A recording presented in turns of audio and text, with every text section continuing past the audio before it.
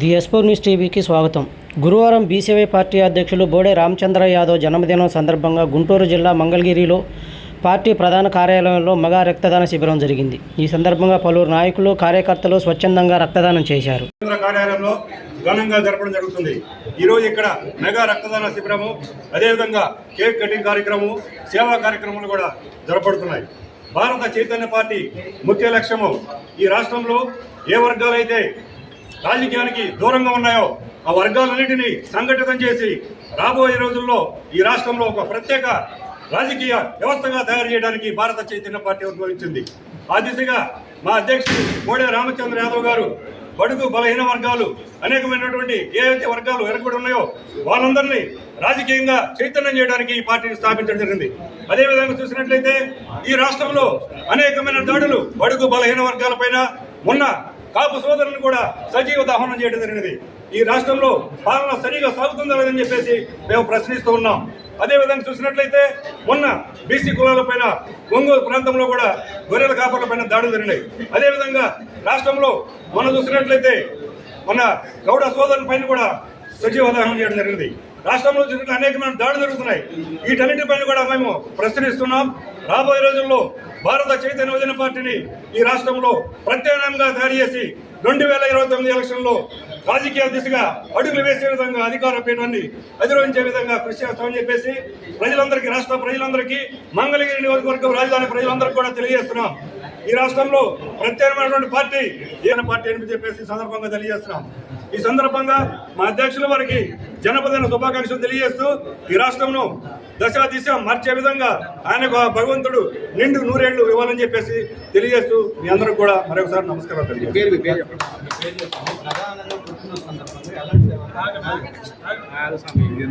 పుట్టినరోజు సందర్భంగా ఈరోజు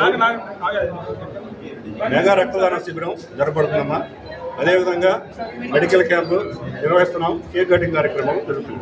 అదేవిధంగా ఈరోజు పొంగనూరు కార్యక్రమంలో పొంగనూరులో కూడా ఈరోజు mega job Mela, cake cutting కార్యక్రమం, అక్కడ అనేకమైన కంపెనీలు పిలిచి అక్కడ కూడా చేయడం జరుగుతుంది. నా పేరు తోట శివరాం ప్రసాద్, మంగళగిరి నియోజకవర్గ కన్వీనర్. పార్టీ పెట్టినప్పటి నుంచి ఉన్నాం. ఇంకెవరు కావాలో అడగండి.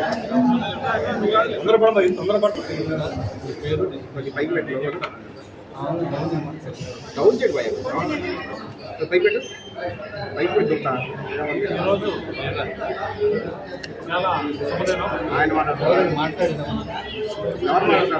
Angirekula Ashis BC state party మళ్ళీ స్టార్టింగ్ నుంచి చెప్పండి. Angirekula Ashis BC state coordinator. అయితే ఈరోజు చాలా శుభదినం. ఎందుకంటే ప్రజానాయకులు, పేదల పెన్నిధి, బడుగు బలహీన వర్గాల తరపున మన గళవెత్తి వినిపించేటటువంటి ఒక మహోన్నతమైన వ్యక్తి అయినటువంటి బోడే రామచంద్ర యాదవ్ గారు, బీసీవై పార్టీ వ్యవస్థాపక జాతీయ అధ్యక్షులు, వారి జన్మదినాన్ని పురస్కరించుకొని పార్టీ ఆఫీసులోనే కాకుండా రాష్ట్రం నలుగురుల రాష్ట్రం అంతా కూడా పండగ వాతావరణం ఉంది. ఎందుకంటే నిజంగా బడుగు బలహీన వర్గాలకి, పేద ప్రజలకి నేనున్నానంటూ ఆయన ఉద్యమ స్ఫూర్తి, ఎక్కడ అన్యాయం జరిగితే అక్కడ ఆయన వెళ్తూ ఈ వర్గాలకి అన్నదానంగా ఉన్నటువంటి ఒక మహోన్నతమైన వ్యక్తి. ఆ వ్యక్తికి పార్టీనే కాకుండా అన్ని పార్టీలో ఉన్నటువంటి బడుగు బలహీన వర్గాలు, శ్రేయోభిలాషులు, కుల సంఘాల అధ్యక్షులు, బీసీ సంఘాల అధ్యక్షులు అందరూ కూడా ఎంతోమంది పూర్తి ఆనందంతో ఈ ఉత్సవాలు జరుపుకోవడం జరుగుతుంది. ఇది చాలా ఆనందంగా ఉంది. ఇక్కడే కాకుండా ఆయన అయితే మరి రాజకీయ పార్టీలు అంటే వాళ్ళు ముందే ఎక్కడైనా సరే ఇట్లా చేయండి అని చెప్తారు. మా నాయకుడు ముఖ్యంగా ఈ బడుగు బలహీన వర్గాలకి సంబంధించి ప్రజలందరూ కూడా ముందుకు వచ్చేస్తున్నారు. ఆయన అసలు లేదు. ఆయన కేవలం యువత కోసం 20,000 మంది జాబ్లు ఇవ్వాలి, అప్పుడే నాకు బర్త్డే సెలబ్రేషన్స్ కాదు, యూత్ని ఆదుకోవాలని మెగా మేళా పెట్టారు, ఉద్యోగ మేళా. కానీ ఇక్కడైతే మరి ఇక్కడ ఉన్నటువంటి యువ నాయకులందరూ కలిసి ఈ కార్యక్రమాలు ఏర్పాటు చేయడం జరుగుతుంది. ఇక్కడైతే మరి ముఖ్యంగా కేక్ కట్ చేశారు. దాంట్లో మరి బీసీ సంఘాల ఎన్నో సంవత్సరాల నుంచి పనిచేసేటటువంటి ఒక నిజాయితీపరుడు మన ఎన్వి రావు గారు. వారు జాతీయ బీసీ సంక్షేమ సంఘం అధ్యక్షులు వారు డాక్టర్ ఎన్వి రావు గారు వారు రావడం కూడా మేము ఆహ్వానిస్తున్నాం. అట్లాగే ఎంతోమంది సాయంత్రంలోపు ఇంకా ఎంతోమంది ప్రముఖులు ఉన్నతమైన గొప్ప వ్యక్తులు కూడా రాబోతున్నారు. కాబట్టి ఇది పేద బడుగు బలహీన వర్గాల పండగ దినోత్సవంగా ఈ రోజుని జరుపుకోవడం జరుగుతుంది.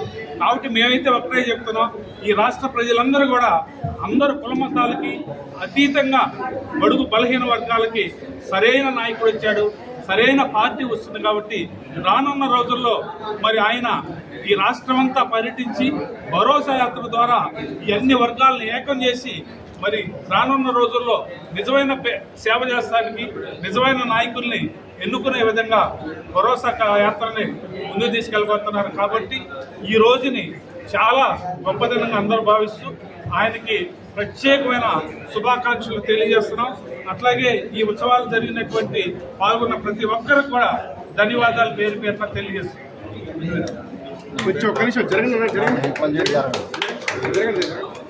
నా పేరు డాక్టర్ ఎన్వి రావు. నా పేరు డాక్టర్ ఎన్వి రావు, బీసీ ఇంటర్నేషనల్ వెల్ఫేర్ అసోసియేషన్ రాష్ట్ర అధ్యక్షుడు నేను. ఈరోజు బీసీవై పార్టీ జాతీయ అధ్యక్షుడు మా యువజన నాయకుడు మరి బడుగు బలహీన వర్గాలకు ఆశాజీవైనటువంటి మన రామచంద్ర యాదవ్ యొక్క పుట్టినరోజు జరుపుకోవడం చాలా సంతోషదాయకమే. బలహీన వర్గాల్లో మాకు సినిమా యాక్టర్లు లేరు, అలాగే పెద్ద పెద్ద రాజకీయ పార్టీలు నడిపేంత శక్తి రాష్ట్రంలో బలహీన వర్గాలకి పొరబడిన సందర్భంలో రామచంద్ర యాదవ్ ధైర్యంగా వచ్చి ఒక రాజకీయ పార్టీని పెట్టడమే కాకుండా బలహీన వర్గాలకు ఏవైతే ఆశలు ఉన్నాయో అవన్నీ కూడా నెరవేర్చడానికి కృషి చేస్తామని చెప్పేసి అనేక ఉద్యమాలు చేసినట్టు రామచంద్ర యాదవ్ అన్న ఉండి 100 ఏళ్ళు ఆయురారోగ్య ఐశ్వర్యంతో సుఖశాంతితో ఉండి మంచి రాజకీయ భవిష్యత్తు కలిగి ఉండాలని ఆశతో ఈరోజు ఇక్కడ ఘనంగా నిర్వహిస్తున్నట్టు మా మిత్రులందరూ కూడా చక్కగా నిర్వహిస్తున్నారు అంతటేని. ఆ పండుగ సందర్భంగా మరి అనేక సంక్షేమ కార్యక్రమాలు కూడా పెట్టారు, ఆరోగ్య కేంద్రం పెట్టారు, రక్తదాన శిబిరం పెట్టారు, ఇలా వెల్ఫేర్ యాక్టివిటీస్ కూడా చేస్తున్నారు. వాళ్ళందరికీ కూడా ప్రత్యేకంగా అభినందిస్తున్నాను. అలాగే మరి ఈ దేశం అభివృద్ధి చెందాలన్నా, ఈ రాష్ట్రం అభివృద్ధి చెందాలన్నా సరే ఈ రాష్ట్రంలో అన్ని సామాజిక వర్గాలు అభివృద్ధి చెందినప్పుడు మాత్రమే సాధ్యం అవుతుంది. కేవలం ఒక కమ్మ సమాజ వర్గం, రెడ్డి సమాజ వర్గం, ఇంకొక సమాజ వర్గం అభివృద్ధి చెందిన మాత్రం ఈ దేశంలో సమానత్వం అనేది రాదు, ఆర్థిక అభివృద్ధి అనేది రాదు. అట్టడుగు వ్యక్తి కూడా అభివృద్ధి చెందినప్పుడే ఈ దేశం అభివృద్ధి చేసుకెళ్తుంది. కాబట్టి బలహీన వర్గాలకు రాజ్యాధికారం ఎప్పుడైతే వస్తుందో అప్పుడే అది సాధ్యం అవుతుంది.